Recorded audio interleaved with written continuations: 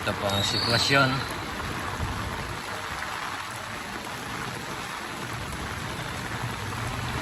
Ang pasok ngayon dito sa paaralan, sa mga eskwelahan, lahat ng level, walang pasok. Pati sa government agency, walang pasok. Cancel ngayon. Iilan na lang bali ang lalakad, mga private, gano'n.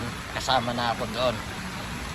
Kasi kung hindi ko kukunin yung piyesa na pinadala sa akin sa airport, matcha-charge ako ng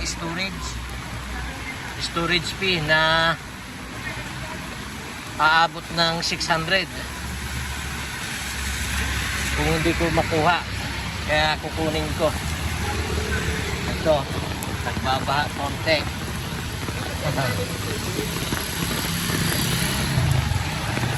Yan o.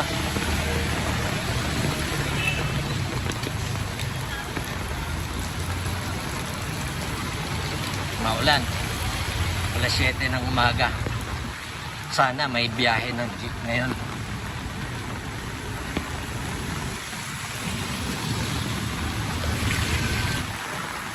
Dito na po tayo sa Top Avenue. Ayan, medyo parang wala na tayong nakikitang daan. Puro tubig na.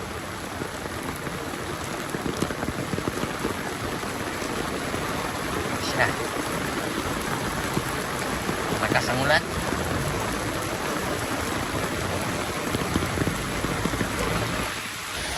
Ito po ang kalagayan ng Top Avenue.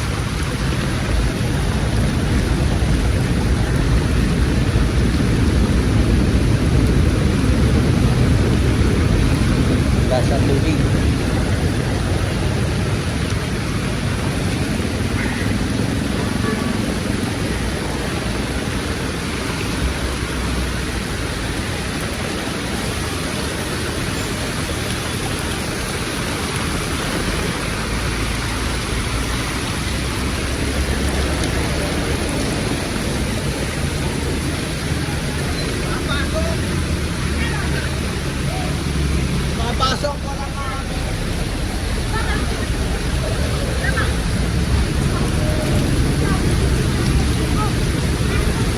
Go ba?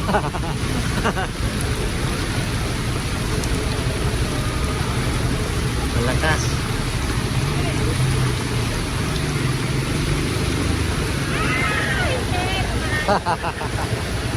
Malum pa eh. Ahon.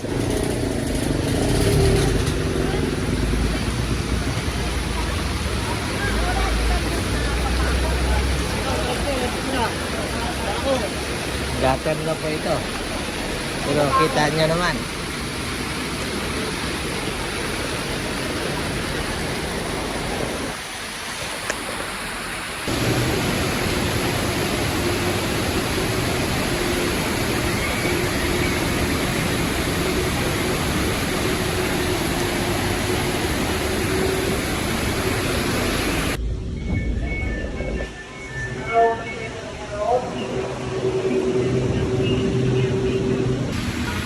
Dito sa Mia Road.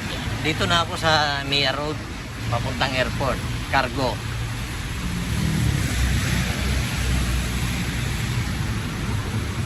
Ayan o. Walang baha dito.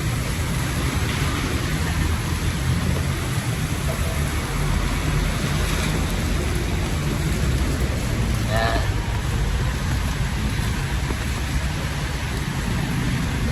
Ay. At nakarating na ako dito sa Terminal 3. Ayan po. Mabuti walang baha. Pero walang tigil ang ulan. Ayan. Terminal business as usual.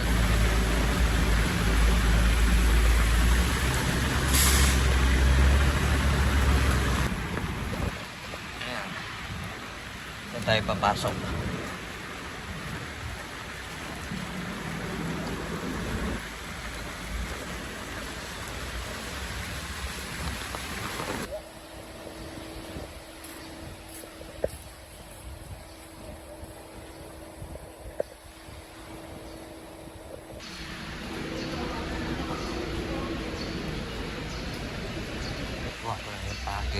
Ngayon,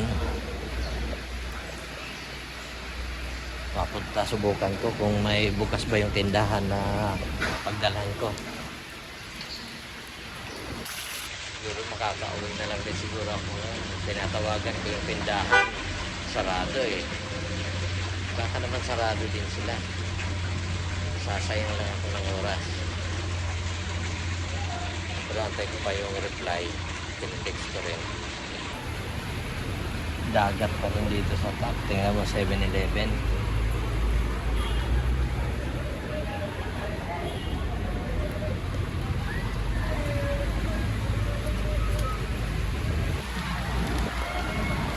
Pauwi na ako pero parang hindi pa rin nagbabawas ang tubig dito sa top. Oh. Nakikita ang kabuhayan.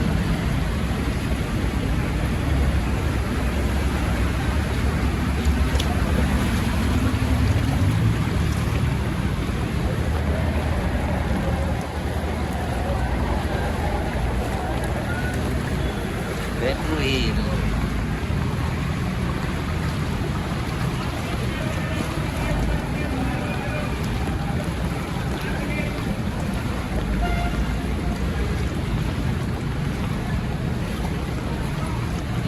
Andun sa unahan may jeep na oh.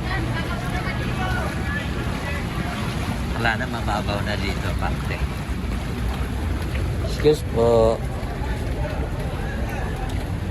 Ayan. Kakauwi na tayo.